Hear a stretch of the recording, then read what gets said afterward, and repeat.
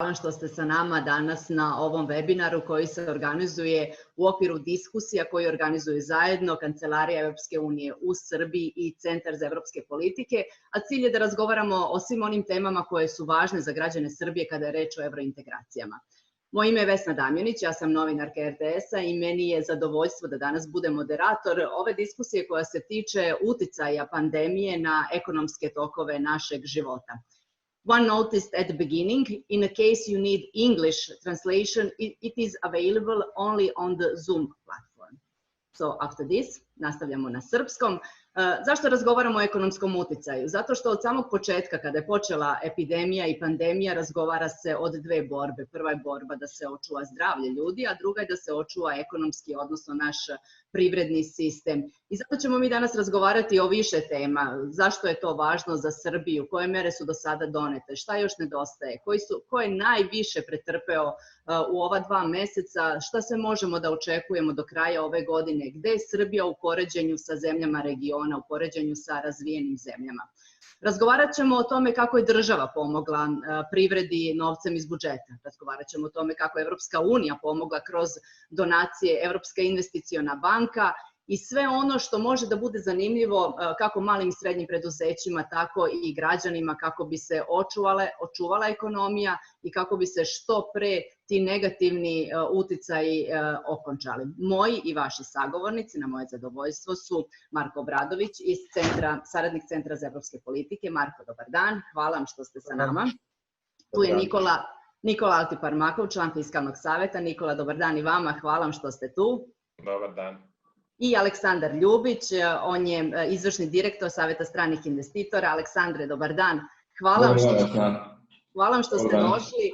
Tokom webinara vidjet ćete i Dubravku Negre, ona je direktorka regionalne kancelarije Evropske investicione banke. Nažalost, bila je sprečena da bude sa nama uživo, ali mi smo snimili jedan intervju neposredno pred početak ovog webinara. Predlažem sada zaista da pogledamo, ja sam uoči webinara razgovarala sa Dubravkom Negre, šeficom regionalne kancelarije Evropske investicione banke, koja je nažalost sprečena da bude sa nama uživo. Predlažem da pogledamo taj intervju pa nastavljamo diskusiju o tome šta je ono što nas čeka od jeseni i koje mere su potrebne kako bi ti negativni efekti bili što manji. Evo, kada govorimo o Evropskoj investicionoj banci, koliko je novca opredeljeno za ovaj region, a posebno koliko za Srbiju? Pa, hvala puno na pozivu i zadovoljstvo mi je da učestvujem na ovom seminaru, odnosno webinaru. Evropska investiciona banka je za region Zapadnog Balkana namenila 1,7 milijarde evra kao pomoć za rešavanje najurgentnijih posledica pandemije u zdravstvu, pre svega i u sektoru malih i srednjih preduzeća, znači za privredu.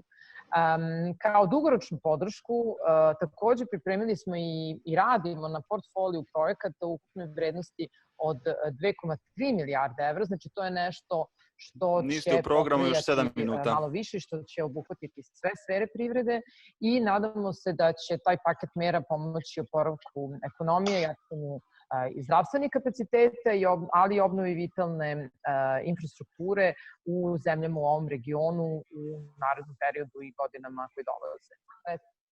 Šta vam je sada prioritet? Šta je fokus imajući u vidu pandemiju, odnosno epidemiju?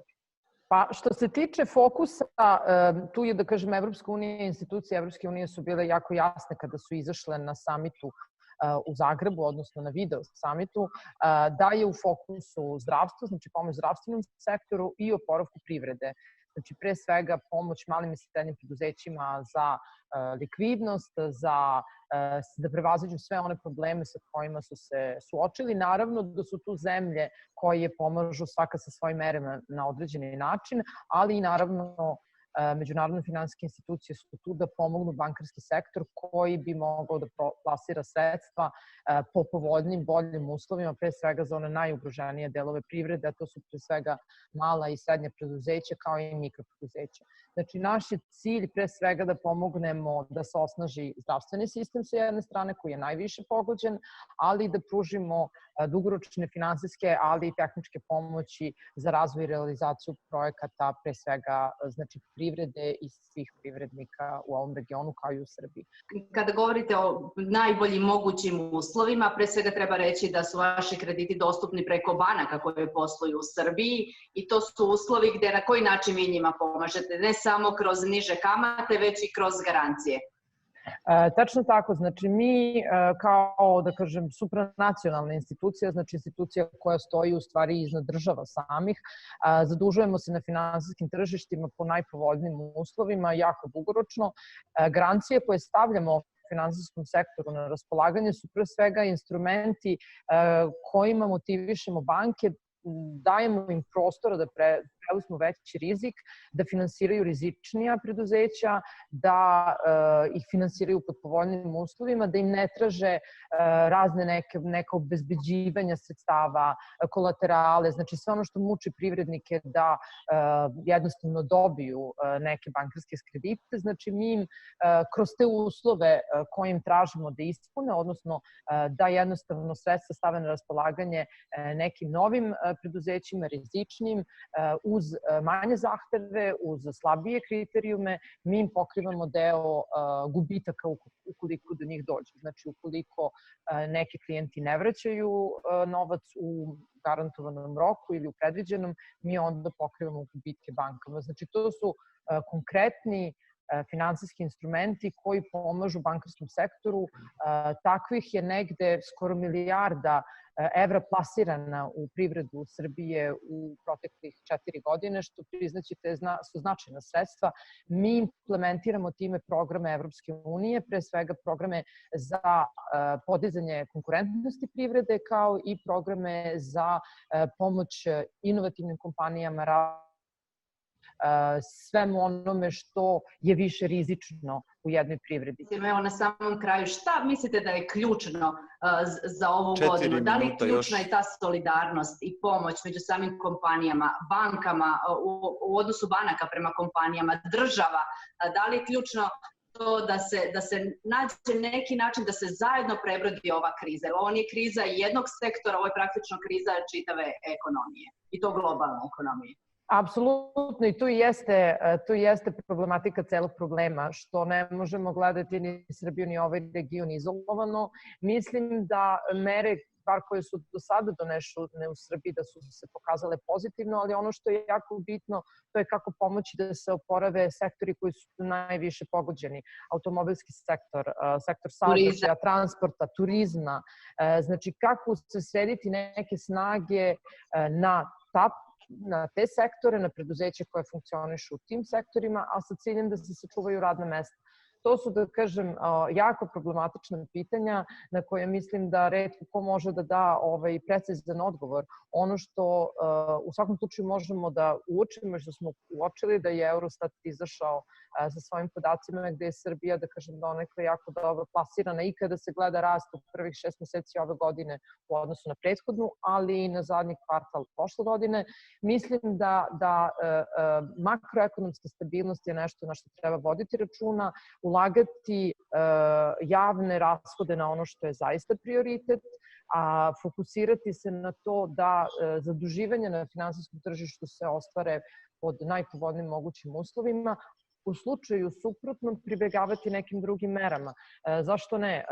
MMF je stavio na raspolaganje Srbiji jako povoljna finansijska sredstva, Evropska unija takođe. Međunarodne finansijske institucije su tu sa jako... Da, sada je potrebno naći računicu šta je u stvari najbolje i za budžet i za poreske obveznike na kraju krajeva koji će da vraćaju te dugove.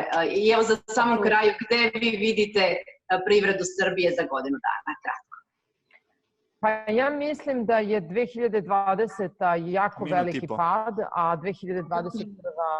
će zabeležiti značajan rast ukoliko su predviđanja istine i mislim da što je veći pad, to će i rast biti veći. Znači, ta čuveno slovo V u ekonomiji je jako izraženo u smislu da što je pogođena privreda više u jednoj godini, to će se više i brže oporaviti. Naravno da to je preduslov, za to su sve ove mere o kojima smo pričali.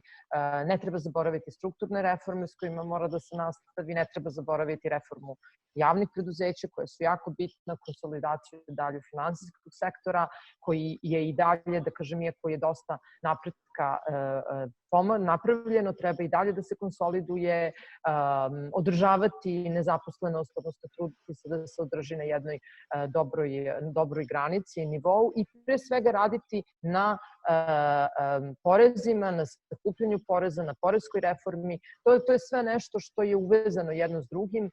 Subvencije za javna preduzeća, u kojoj meri, gde su potrebna, korporatizovati dalje sve te, da kažem, reforme javne uprave. Znači sve ono što je bitno da jedan javni sektor bude snažan, da bi onda pored njega mogao da se razvija efikasno i privatni sektor, jer bez efikasnog javnog sektora, znate, priznaćete da ni privatni sektor ne može da napravi. Hvala najviše što ste bili